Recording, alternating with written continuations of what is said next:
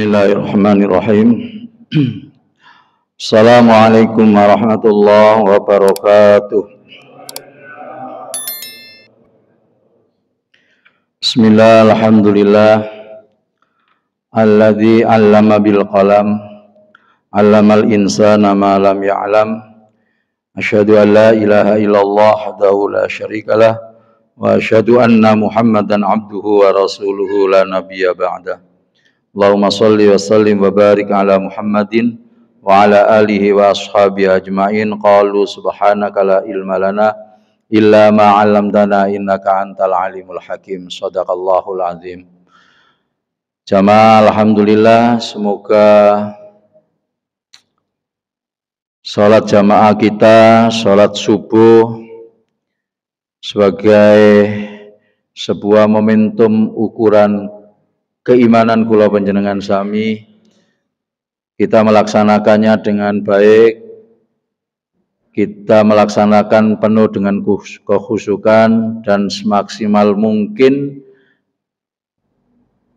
kita konsentrasikan hati nurani kita semata hanya karena Allah Subhanahu wa taala. Mudah-mudahan Allah berkenan untuk mengijabah, menerima seluruh daripada doa-doa kita, usaha kita, dan juga ikhtiar serta cita-cita semuanya yang kita ucapkan, yang kita sampaikan pada saat di dalam sholat tadi.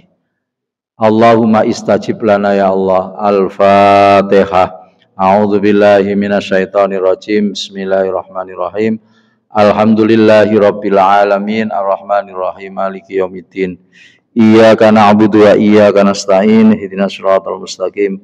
Siratal ladzina an'amta 'alaihim ghairil maghdubi 'alaihim waladdallin. Rabbi firli wa liwalidayya amin. Jamaah, jadi kalau setelah salam kemudian kita berdoa kepada Allah, itu sebetulnya semuanya itu adalah memang perintah. Itu adalah al-azkar, zikir ba'da sholat, setelah kita melaksanakan sholat. Tetapi kalau tingkat kemustajabahannya dan tingkat keutamaannya tidak seperti pada saat di dalam sholat itu. Karena kula panjenengan sami sak derenge sholat, itu ilmu tentang sholat, mulai takbiratul ihram hatta salam, sampai salam penjenengan ilmoni, meskipun umpamanya penjenengan habis salam, sudah tidak berdoa lagi juga gak apa-apa, karena sholat di sana. As-sholat huwa ad-du'ah. Jadi sholat itu doa, Pak. Full doa. Dari mulai takbir sampai salam itu full doa. Morai Allahu Akbar kabira walhamdulillahi katsira. Sampai kemudian yang paling luar biasa dan adalah senilai dari dunia seisinya, itu adalah tatkala kita duduk di antara dua sujud. Maka di dalam duduk di antara dua sujud itu loh, kan Rabbighfir li warham ni wajbur ni warfa ni warzuk ni wahdini wa'afini wa'fu anni. Jikalau kita khusyuk penuh keilmuan dan pemaknaan yang baik, maka hakul yakin itu sudah mewakili seluruh doa-doa kita. Enggak usah doa-doa yang lain, di situ sudah termaktub. Rabbi firli, ya Allah ampuni dosa-dosa kami. Warham, nih itu artinya apa? Rahmati, atau dalam bahasa Indonesianya kasih sayangi kami. Wajibur, nih artinya lindungi kami. Semuanya kan minta perlindungan dari Allah ya. Warfa'ni, ya Allah angkat derajat kami. Warzukni, berikan rizki yang halal terhadap diri kami. Wa'afini, ya Allah ya Rabb berikan sehat walafiat terhadap diri kami. Gak pernah sakit kalau bisa, kalau sakit jangan kemudian di luar daripada tingkat kemampuan yang ada di dalam diri kita. Wa'fu anni, dan maafkan atas segala apa yang menjadi kesalahan-kesalahan kami. Loh, di awal minta ampun dengan mengucapkan Rabbi firli, Di akhir wa'afini wa'fu ani, maafkan. Nah, sudah kalau seandainya dijabarkan itu aja, kalau dimaknai hampir sama dengan Robbana atina fid dunya hasanah wa fil akhirati hasanah wa qina adzabannar. Kalau dimaknai seluruh yang kita minta, ya Allah kasih kelapangan rezeki dan sudah ada di dalamnya. Ya Allah, saya supaya ibadah dengan baik dan juga penuh kekhusyukan, maka beri sehat walafiat, sudah ada di dalamnya. Ya Allah, saya kasih satu kehormatan derajat yang tinggi di sisimu maupun di sisi manusia, sudah ada di dalamnya. Itu namanya warfa'ni itu tadi. Ya Allah. Maka dari itu nih, pas pada saat di antara dua sujud, penjenengan sing khusyuk, jangan kemudian kepengen cepet-cepet nah sujud meneh gitu loh. Kula penjenengan sami cek suwene imame ngoten ta. Nah, tapi insya Allah di sini mboten kok nggih. Mboten. Tapi mesti ono Pak, gak iso 100%. Di dunia itu nggak ono 100%. Saiki umpamane pas pada saat sekarang puasa apa? Arafah nggih. Puasa sedaya. Abah Jalil poso. Kasih dong rawon ngene kayak. Yang jelas bahwasanya mohon maaf. Jadi kalau seandainya betul-betul itu kita dengan greget, madep, mantep nanggone Gusti Allah, insya Allah seluruhnya itu akan tercapai. Makanya Bapak dan Ibu hadirin, tatkala di antara dua sujud itu panjenengan berdoa dengan khusyuk. Jangan kepengen cepat-cepat mari. Soalnya ada beberapa itu Pak Ustadz kesuwen ngimami ngono niku aku pernah digituin. Kan pangeran sing maha mengetahui, ya ket biyen gitu loh. Jadi nek saumatik ditutup kayak gitu ya enggak ada diskusi, enggak ada perdebatan. Jadi di dunia itu Pak, enggak ada yang kemudian 100%. Masih panjenengan ngendikan puasa Arafah, puasa ya ono siji loro sing enggak poso. Panjenengan pas pada saat berada di dunia ini kudu seneng nanggone sampean kabeh, ya enggak iso, mesti ono wong gak ono sing gak suka mesti. Lah itu adalah panjenengan harus ilmoni dengan baik, maka hakul yakin nanti akan ada satu nilai tatanan-tatanan kehidupan yang diberikan oleh Allah. Dilala jarene wong Jawa. Bener, nah panjenengan tanpa ada sebuah tantangan, hidup kita tidak akan dewasa. Maka berterima kasihlah kepada orang yang kemudian misalnya berseberangan dengan diri kita. Kalau kita berterima kasih dan juga bersyukur atas orang yang kemudian tidak suka dengan panjenengan, itu berarti panjenengan melaksanakan sunnah Gusti Allah. Kada ada pro, ada kontra gitu. Pasti Pak nggih. Ya, ada pro, ada kontra. Suatu ketika mesti orang yang kontra dengan kita mesti akan balik lagi. Itu adalah jiwa manusia, sudah biasa. Makanya ada langit, ada bumi. Puasa Arafah ini aja juga berbeda, nggak usah mempersoalkan. Ono sing wis salat Idul Adha iku lho. Hari ini nanti itu loh ada. Wingi wis puasa Arafah ya wis ono ya sudah nggak jadi masalah. Kula panjenengan sami saat ini kalau berpuasa Arafah, ya tentu barangkali dalam satu hitung-hitungan memang harusnya seperti kayak gini mungkin. Yang mereka harus seperti itu ya nggak apa-apa.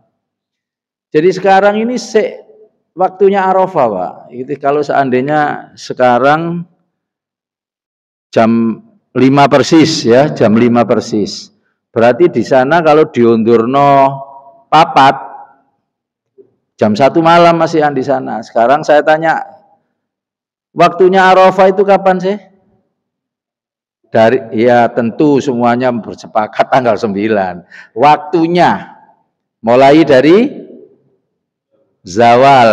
Zawal itu artinya tergelincirnya matahari waktu zuhur itu loh ya. Setelah zuhur, maksudnya bukan zuhur pas masih pas. Setelah tergelincir. Makanya kemudian diadakan yang pertama adalah khutbah Arafah, kemudian sholat zuhur jamak dengan sholat asar sekalian, sehingga kemudian disitulah setelah itu mulai kita wukuf. Saya ulang sekali lagi, mulai wukuf. Nah, kemudian sampai kapan terakhirnya? Halo? Loh, itu kan kula sampean kabeh diangkut karena saking banyaknya orang. Yang sebenarnya sampai kapan? Ya sampai subuh. Halo? Sampai subuh. Karena kalau seandainya penjenengan pas pada saat setelah subuh tidak berada di Mina, maka masyhur daripada ulama dipertanyakan dalam satu konteks apa? Nilai ininya, mabitnya gitu loh. Jadi makanya dari itu karena saking banyaknya orang habis maghrib penjenengan sudah diangkut ke Musdalifah. Tapi hakikatnya berhubungan dengan waktunya apa? Waktunya wukuf itu adalah mulai daripada zawal sampai subuh. Nah sekarang mulai wukuf itu kapan? Nah itu loh ya. Kan tadi mulai zawal. Kalau zawalnya di sana zuhur, berarti di sini jam berapa? Jam 5 ataupun jam setengah 5. Jadi setengah 5 kemarin loh setengah 5 itu di sana masih mulai wukuf. Jam 8 wis ketok nanggone Arafah semuanya sudah kelihatan, sudah menghiasi berangkat karena berangsur-angsur diangkut ke sana. Tapi itu belum wukuf. Lah kula panjenengan sami kalau seandainya ukurannya itu adalah wukuf di Padang Arafah, maka kalau yang puasa kemarin umpamanya kayak gitu ya menangi wukuf itu adalah ya apa? Kalau di Indonesia loh ya kan mulai jam 5. Berarti cuma mulai subuh tadi belum wukuf kalau seandainya kalau kita umpamanya sekarang ini mulai puasa habis subuh ini loh ya. Itu berarti masih ada di sana itu umpamanya waktunya wukuf itu masih jam 1, 2, 3, 4. Nah, ini dalam satu kapasitas masih lebih banyak daripada umpamanya yang kemarin. Terlepas daripada semua itu semuanya bahwa yang pada saat Arafah kemarin ya benar silakan karena itu berdasarkan ijtihad. Kalau yang sekarang juga benar karena juga berdasarkan ijtihad. Jadi yang salah itu adalah kula panjenengan sami yang tidak melaksanakan puasa Arafah. Ngoten lho. Lho kok puasa Pak Ustadz? Iku nak sunah. Lah, sampean katanya kepengin bahagia, kepengin atine tenang, kepengin sejahtera, kepengin yang penuh dengan rahmatnya Gusti Allah. Ya sampean ikuti sunah-sunah Rasulullah. Terutama bagi orang yang isu makan, sore gak makan, barang kayak begitu itu kan gak berkewajiban untuk haji secara fisik dan juga secara apa? Secara istatoah. Tapi kemudian dalam kaitan kewajiban untuk melaksanakan rukun Islam punya kewajiban. Artinya apa? Wong-wong Islam soalnya gak boleh melaksanakan rukun Islam 1 sampai 4 saja. Tetap wajibnya adalah melaksanakan rukun Islam 1 sampai 5 termasuk juga haji. Loh Pak Ustadz, nek kayak begini gimana? Maka kemarin di khutbah Jumat sudah saya sampaikan.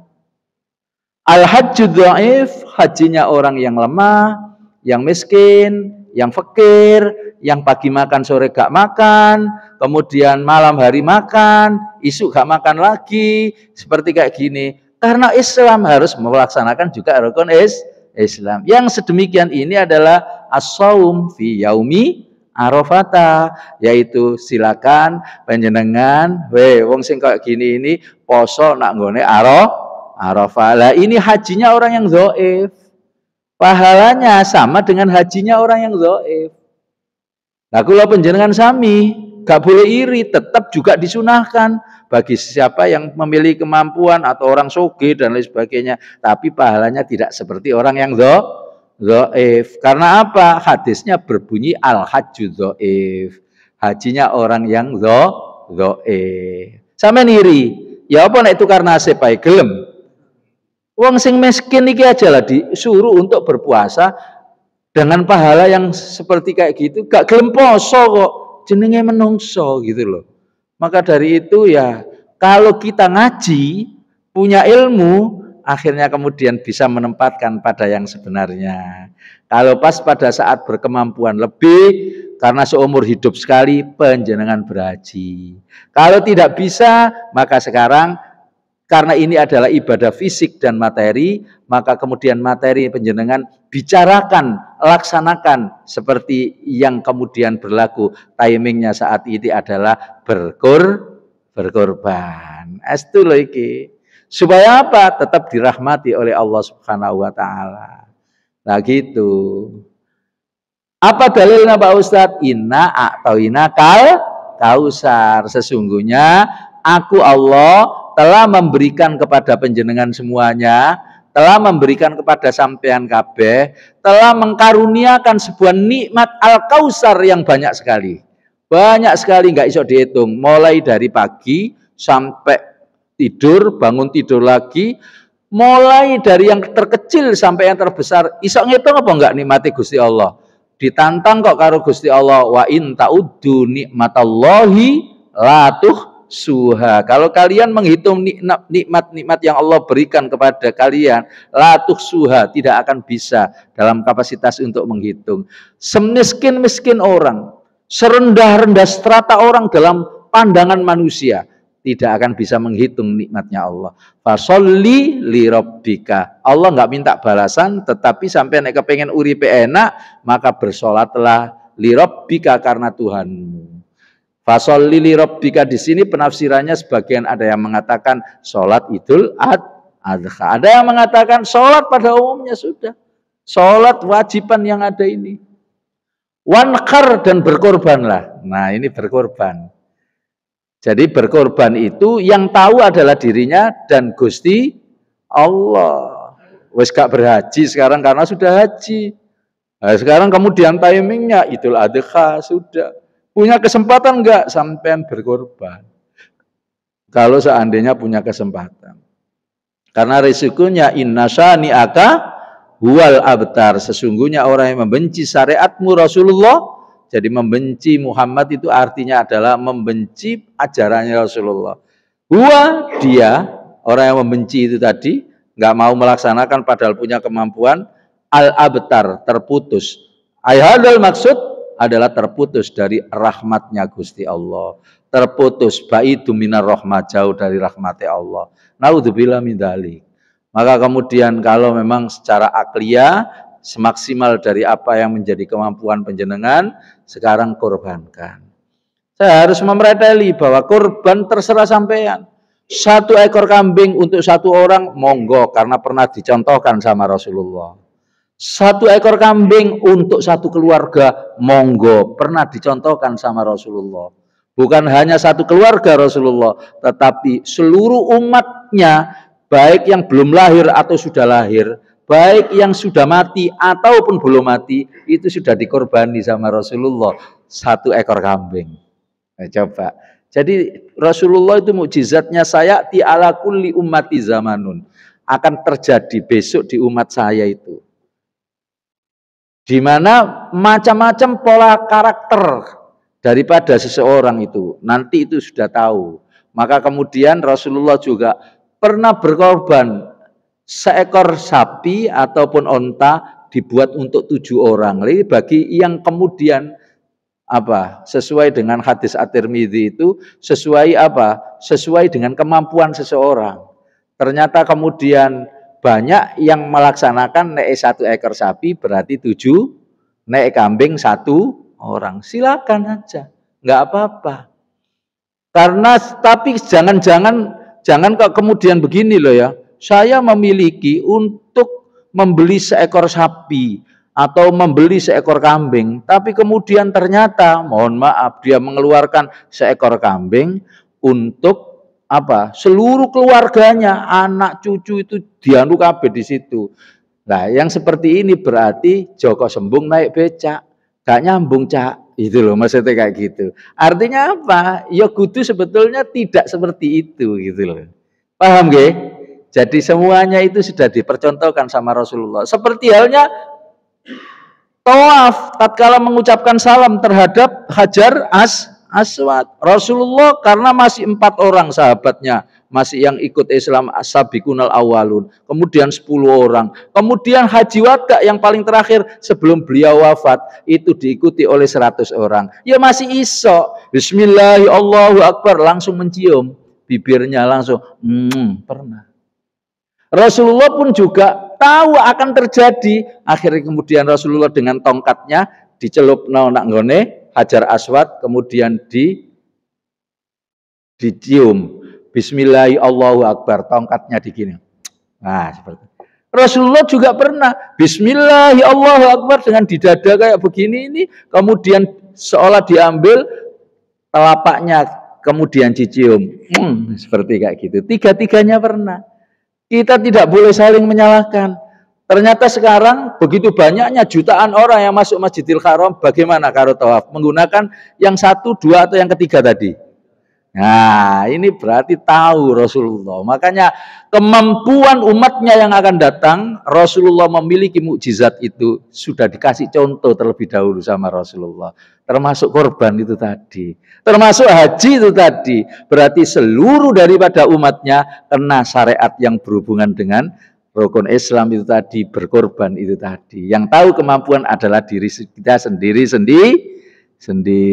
Maka kula panjenengan sami ngapunten sangat. Kita semuanya pasti dititipi oleh Allah Subhanahu wa taala yang besok ini hari nakhir. Besok itu hari nakhir namanya. Nakhir itu hari berkorban. Nah, karena saking pentingnya itu berkorban, saking pentingnya umat Muhammad jangan sampai kemudian terputus dari rahmatnya Allah. Allah itu luar biasa. Memberikan satu timing untuk berkorban, bukan hanya pas hari nakhir, tapi tanggal 11 juga boleh ya, 12 juga boleh, 13 juga boleh. Itu disebut dengan hari tasyrik. Mungkin saiki sik pikir-pikir, duitnya iki dienggo hari nakhir belum ada hidayah. Ternyata kemudian pas tasreknya ada. Tasrek yang kedua ada, akhirnya kemudian melaksanakan. Utawa penjenengan sekarang masih belum ada satu pola pikir untuk berkorban. Ternyata setelah mendengarkan ceramah dan tausiah seperti kayak gini, bareng-bareng kita bertaklim, ada getaran, akhirnya kemudian kita mengeluarkan. Jadi seperti kayak begitu. Mohon maaf.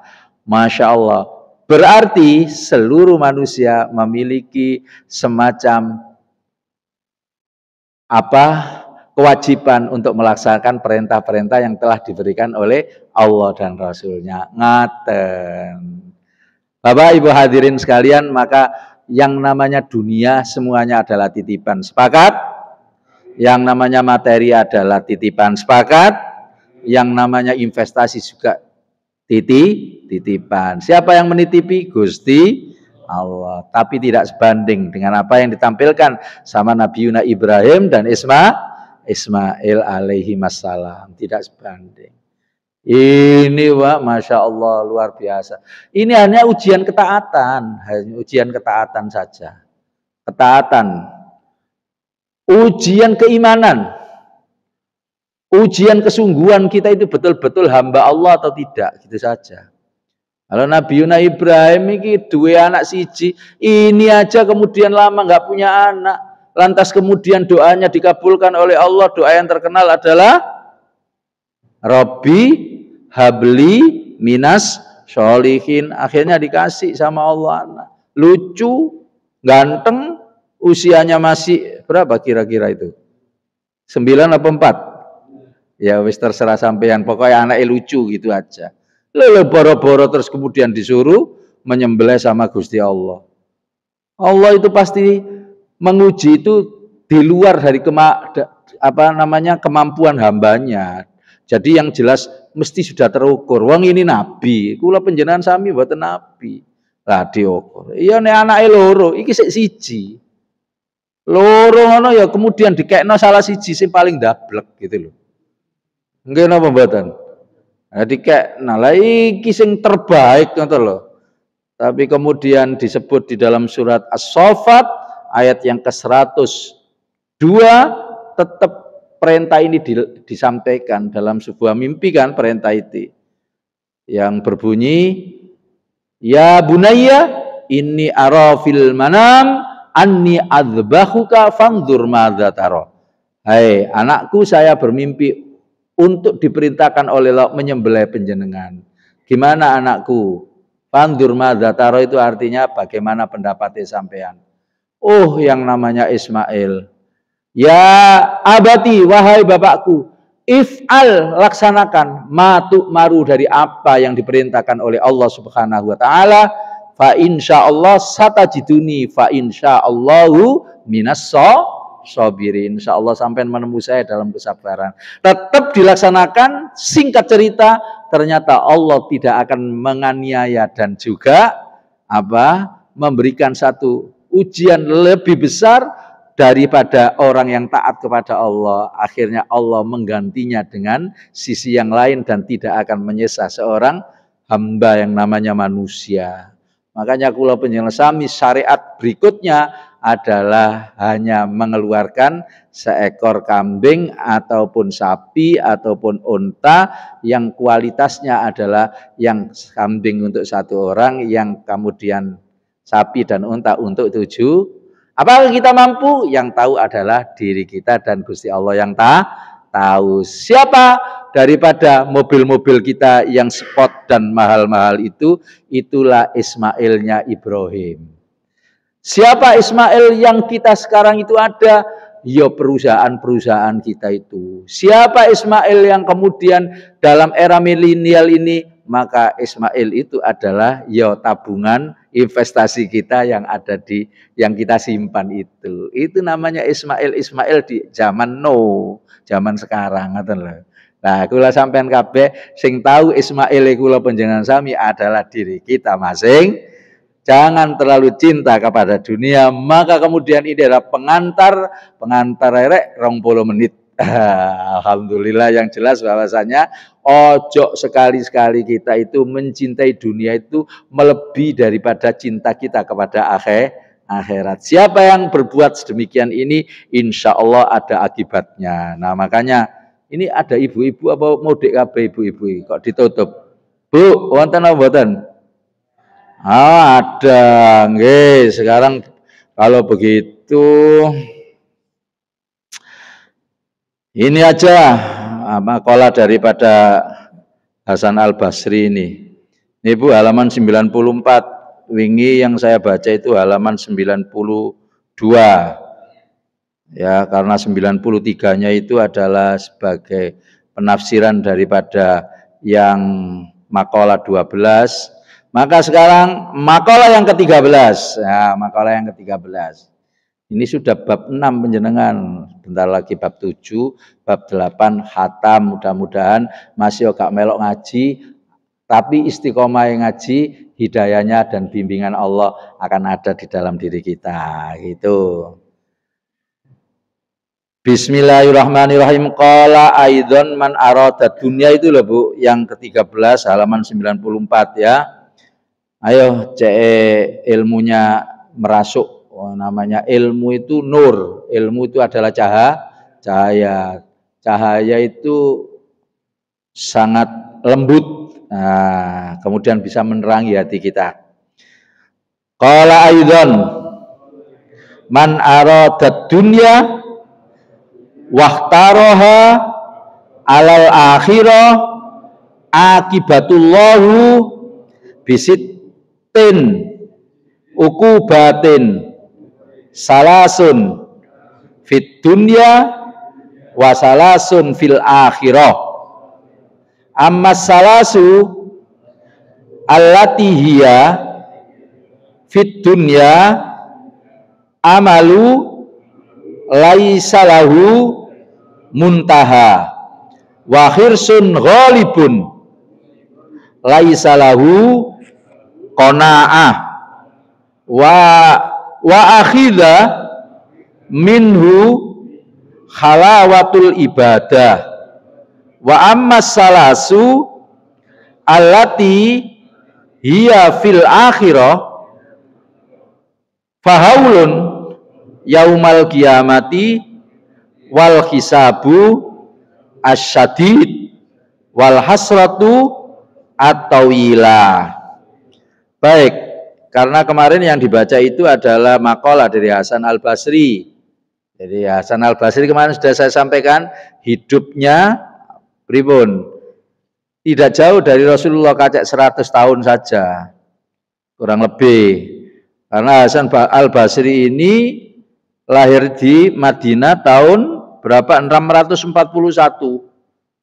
Rasulullah lahir tahun 571. Ini hidup di zaman Khalifah Abbasiyah, ya, Khalifah Bani Umayyah maksudnya ya. Kemudian meninggal di Madinah tahun 720. Ini Hasan Al-Basri. Makanya hujahnya, karena orang dulu itu luar biasa Pak. Zuhudnya itu luar biasa. Tapi mohon maaf, kula panjenengan kabi zuhud itu pengertiannya adalah wis gak mau dunia belas, mboten. Nah, zuhud itu orang zuhud itu kaya-kaya loh, ngapunten. Abu Bakar zuhud, Umar zuhud, Ali, Utsman Ali zuhud, kaya. Kaya no mboten? Loh kaya. Makanya kalau seandainya orang mengejar akhirat, dunianya katut Pak, ngoten lho. Estu. Tapi kalau seandainya orang mengejar duniawiya, dunianya ada, tapi akhiratnya belum tentu katut. Nah ini yang kemudian harus disampaikan. Orang zuhud dulu-dulu itu justru dia tidak terlalu silau terhadap dunia, tapi dunianya katut. Kok kaya-kaya lah. Coba Utsman saja atau Umar ya pernah menyumbang perjuangan Islam dalam perang itu sekitar 300 unta coba. 300 kuda kok 300. Kira-kira saiki 100 saya ono ta misalnya nyumbang nang Palestina misalnya umpamanya kayak gitu. Gak ada, tapi seperti kayak begini kondisinya. Makanya jangan terlalu. Saya ini kan hubungannya dengan korban tadi, nggih. Nah, sekarang saya kasih tahu ini Hasan Al-Basri ngendikan masyaallah nanti tadi. Man arada dunia, barang siapa yang menghendaki nilai duniawiyah berlebih, waqtaroha, dan dia memilih dunia itu daripada akhirat, alal akhirah, atas akhirat maksudnya, ada akibatullah, Allah akan memberikan dampak. Nah, bisitin ukubatin, dengan 6 apa? Akibat atau dampak atau apa? Sanksi, ya ibaratnya kayak gitu. Salasun fid dunya, dan akibat dampak itu akan diberikan sama Allah 3 di dunia, wasalasun fil akhirah, dan 3-nya nanti akan diberikan di akhirat. Ammas salasu, adapun 3 allatihia, yang 3 itu fit dunia akan diberikan oleh Allah di dunia ini begini Pak. 1, sampean rungokno iki. Iki tadi akibat apa? Cinta dunia berlebihan. Akan ada 3 apa akibat musibah yang akan penjenengan apa? Alami nanti. Apa itu? 3 akan diberikan oleh Allah di dunia, 3 akan diberikan oleh Allah di akhirat. Sekarang pembahasannya yang diberikan oleh Allah di dunia. Yang pertama adalah amalu bukan menggunakan ain loh ya. Amalu alif. Amalu laisa lahu muntaha, yaitu melamun, mengangan-angan, imajinasi berlebihan, dari jare wong Jawa napa? Belengong. Nah, pikirannya panjang. Laisa muntaha, yang tidak akan bisa berhenti sebelum dia meninggalkan kecintaannya dunia yang berlebih itu. Jadi orang itu Pak, nek andai kata urusannya dunia terlalu berlebih, nek arte tidak ada koncoe, sampai dengkek gitu umpamanya, dengkek ngerti dah? Sampai intip umpamanya, mesti pikirannya panjang, gitu mboten. Lebih banyak belengong, gak konsentrasi. Dalam satu konteks seperti ini aslinya ngono, atine sumpek gitu loh Pak. Paham? Penjenengan sepakat apa mboten kali Al-Basri? Enggak lah. Tapi kalau seandainya orang yang happy ending, qanaah, tidak terlalu memikir dunia, itu luar biasa. Masya Allah estu. Mohon maaf saya bisa berbicara seperti kayak gini ini kan saya membaca buku. Terus kemudian saya sendiri kalau seandainya ditimpahkan pada diri saya dalam satu konteks, misalkan saya memiliki harta misalnya, lantas harta saya itu diintip sama orang, ngono pikirannya awak-awakan luar biasa kayak begitu ya gak tenang. Sing umpamane ATM hilang ngoten tok bingung gian gitu mboten. Padahal sebetulnya gak ono sing ngerti pine gitu loh. Ini namanya apa? Angan-angan, belengong, pikirannya panjang yang tidak akan bisa berhenti. Ini sing diberikan sama Gusti Allah di dunia sian. Sumpek al-ruwetu wal sumpeku, pikirannya enggak henti-henti. Belengong sampai kadang-kadang ada anaknya lewat di depan itu gak ketok. Tangannya itu dikenek-kenek karo putune ngono. Yang kong ngono gini gak ketok gitu loh.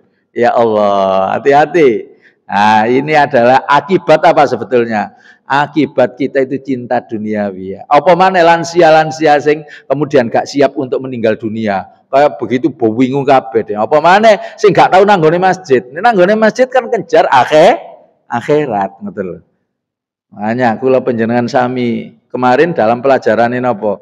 Nek kepengin tuzahidud dunia, tidak silau terhadap dunia, wa tudzakirul akhirah, selalu ingat pada akhirat. Panjenengan nek nanggone kuburan barang itu atau ke makam atau mengantarkan jenazah sampean buat untuk iktibar ataupun ibro dalam kondisi kehidupan kita. Ibro itu apa? Pelajaran. Karena dosa gede dan atine wong iku akan sumpek. Kemarin ya apa? Nek umpamane ngetutno mayat nanggone kuburan pas dafana atau pas dipendem, sampean gak melihat kayak gini, rokokan terus saya nunggu buyare umpamane kayak gitu. Ngobrol lah umpamane, ngapunten, sumpek atine sampean.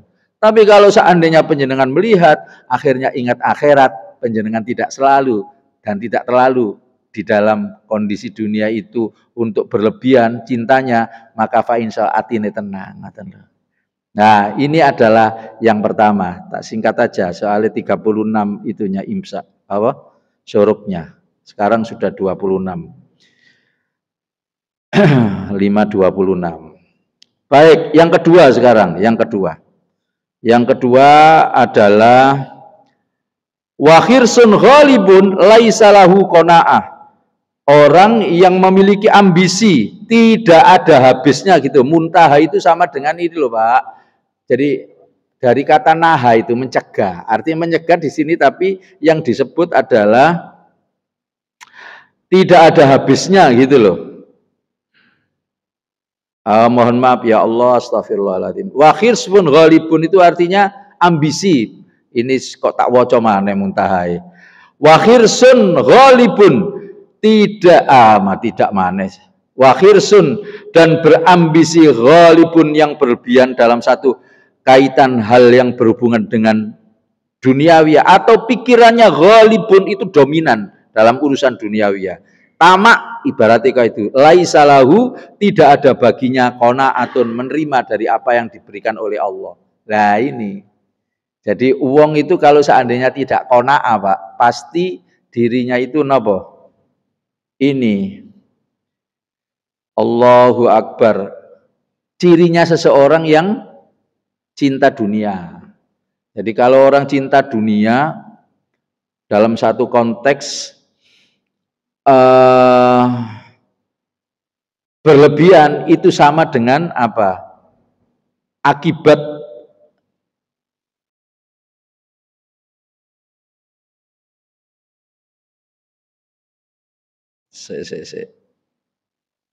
ya, jadi ini akan bisa tamak, jadi akibatnya itu bisa tamak gitu loh. Tamak itu artinya sudah segala sesuatu diukur daripada duniawi. Padahal orang yang sedemikian itu aslinya celaka. Surat apa? Wailul likulli humazatil lumaza gitu loh. Jadi Fir'aun, Qarun, barang itu Pak, itu menganggap bahwa dengan harta dan juga materi serta duniawianya itu bisa kekal uripe. Wailul likulli humazatil lumaza. Kecelakaanlah bagi orang yang mengumpat lagi mencela. Sopo sing kayak begitu orang yang kecelakaan itu? Orang yang celaka alladzi jama'a malan wa adada, yaitu orang yang menghitung-hitung hartanya, mengumpulkan jamaah itu malan harta wa adada, dan terus tiada henti menghitung-hitung. Iki lho, misale nonggone tangane iku bobon dina ngene terus ae. Niku apa? Pokoknya dikei banyu, dikei lem begitu, maksudnya iso ngitung copet ngalano mesin iki lho. 1 2 3 4 5 6 7 1 juta, gak mari-mari. Itu wa adada. Atau senantiasa pikirannya itu kalkulator terus saja. Sing dipikiri itu adalah duwite, padahal wis umur 80. Ngono iku gak iso lali gitu loh. Ngapunten. Terusnya apa? Kal yaksabu annama lahu akhlada. Mereka mengira dengan hartanya itu bisa kekal uripe loh gitu loh. Itu artinya gitu. Kala la yumbadanna fil khutama, sekali-kali tidak, mereka aku akan lempar ke dalam neraka khutama. Kata Gusti Allah loh. Wa ma adraka mal khutama, apakah neraka khutama itu? Narullahil muqada allati tattali'u alal yaitu api yang menjilat-jilat yang disediakan oleh Allah sampai ke dada-dada mereka. Loh, ini ngeri napa mboten? Nah, ini akibat daripada orang yang kemudian menganggap dunia adalah segala-galanya. Tapi saya kira kok wong sing nang ngene kene kok kabeh iku dunia itu hanya sekedar apa? Mazraatul akhirah. Jadi dengan kalimat lain, dunia ini harus dikona'ai, diterima. Makanya orang yang beruntung itu adalah orang kona'ah. Tuba liman aslama. Beruntung bagi orang yang Islam. Waruzika kafafan, dikasih rezeki piro karo Gusti Allah ngrasa cukup. Wa qanna'ahullahu bima atahu, dan menerima apa adanya, apa yang telah diberikan oleh Allah. Karena yang namanya rezeki enggak salah alamat. Maksudnya rezeki ini sampean ya sampean dewe, aku ya aku dewe, dan Allah mengetahui tentang kapasitas hambanya yang akan diberikan berapa jumlahnya. Jadi nggak usah silau. Itu adalah kalau seandainya orang yang terlalu cinta beneran, yang berlebih, maka di situ tadi apa?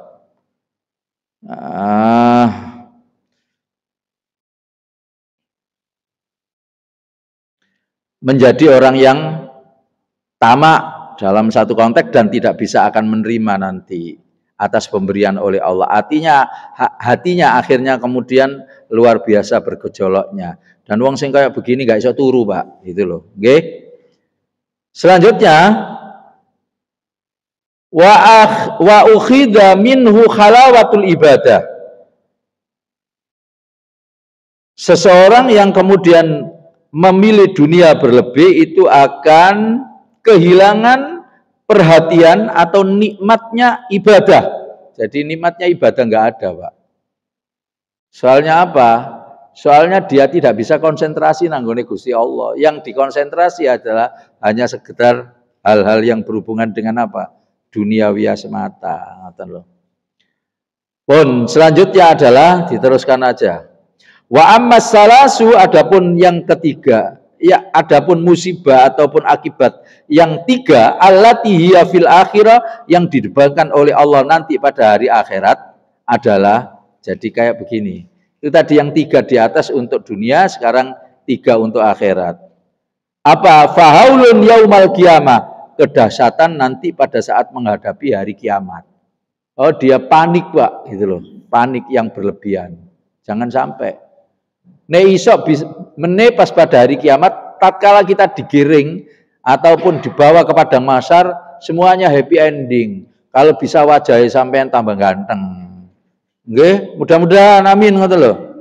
Ya, wong gak kenal bapak dan ibunya, sanak dan saudaranya nggak kenal. Pada hari kiamat nanti matahari diletakkan di atas kepala kita yang begitu dekat. Kemudian yang namanya seluruh materi-materi sudah dihancurkan sama Allah. Maka dari itu kalau orang berlebih dalam kapasitas cintanya yang berlebih dalam urusan duniawiya, maka hakul yakin dalam satu konteks Hasan Basri ini itu akan apa? Kepanikan nanti. panik. Likulli imri'in minhum sya'nu yuni. Mereka akan ngopeni awak dhewe iku gak entos pisan. Apa melaki nolong saudara-saudaranya tambah gak iso gitu loh. Ngeri napa mboten? Ngeri. Tapi kalau seandainya orang happy ending, gak kehausan dan lain sebagainya, itulah orang yang as-solihin, orang yang baik-baik nanti seperti kayak gitu. Karena apa? Yauma idzi yasdurun nasu ashtatan liyurau a'malahum. Pada hari itu manusia dengan wajah yang berbeda-beda, Pak. Sesuai dengan liyurau a'malahum, aku perlihatkan dengan amal perbuatannya masing-masing. Ngeri ya. Jangan sampai kita nanti kemudian tidak happy pada saat hari kiamat. Itu adalah yang diturunkan oleh Allah di akhirat nanti. Kemudian yang kedua, wal hisabu asyadid, yaitu orang yang perhitungannya nanti, perhitungan pahalanya nanti itu asyadid itu sebetulnya itu sangat. Tapi ini diartikan apa? Asyadid itu diperketat gitu loh Pak, dipersulit sama Allah pada saat perhitungan amal perbuatan itu. Baik dihisab, di mizan, ataupun nanti yaumul ba'asnya itu dipersulit sama Allah. Kula panjenengan sami nek berdoa apa? Bi ghairi hisab, ataupun nek iso iya ditakoki tapi tanpa hisab, apa ya istilahnya fi yaumil kiamati bi ghairi hisab. Pokoknya nek iso wis langsung mlebu swarga kan gitu nggih. Nah, dengan kalimat lain, nek kalau seandainya kula panjenengan sami dengan ukuran dan juga usia yang sudah seperti ini, ternyata sik seweneng ae nanggone barang-barang sing ijo iku ngapunten. Iki meneh alamat gitulah. Alamatnya apa? Rodok susah, rodok dipersulit karo Gusti Allah. Hati-hati nggih. Nah, ini yang kedua. Terakhir, jadi akibat yang diberikan oleh Allah di akhirat nanti, akibat yang ketiga adalah wal hasratut tawila, yaitu kerugian atau wila yang berkepanjangan. Tidak bisa rugi Pak, rugi gak ono sing tiba ngarep, semuanya rugi tiba mburi. Jadi nggone mburi penyesalan sepertinya seperti kayak begitu. Makanya kalau seandainya kita tidak mau menyesal, dunia ini sebagai jembatan saja. Kula sampeyan kabeh nek kemarin investasinya banyak, sering nraktir kanca ngono lho Pak. Digawe apa sing duwite? Nang nggone YouTube itu kan gak usah ditinggalno nang nggone anak-anake. Saiki kanggo ibadah, anake wis ana rezekine dhewe. Yang penting anake sampean berikan sepertiganya saja. Untuk apa? Untuk sekolah, dipinterno, dan lain sebagainya. Jangan sampai kemudian di situ di dalam surat Al-Munafikun ayat yang ke-10 itu fayaqul rabbi laula akhartani ila ajalin qarib. Ya Allah, balekno awak-awak niki nanggone donya akan temui ahli warisku dan lain sebagainya. Jangan sampai, meskipun besok di sana pasti ada kalimat kayak gitu, wong soalnya ini ayat. Tapi penyesalannya tidak akan banyak penyesalan sedikit saja, karena pasti gak mungkin kemudian 100% kita tidak menyesal. Jadi itu adalah yang ketiga yang diberikan oleh Allah kepada siapa? Kepada hambanya yang seandainya cinta dunianya berlebih yang di akhirat. Sekarang saya tanya, ayo bareng-bareng. Pas pada saat akibat daripada orang yang berlebih dalam kapasitas mencintai dunia, itu akan diberikan oleh Allah di dunia akibat ataupun musibah. Musibah pertama tadi apa? Bengong. Wah, iki langsung hafal iki.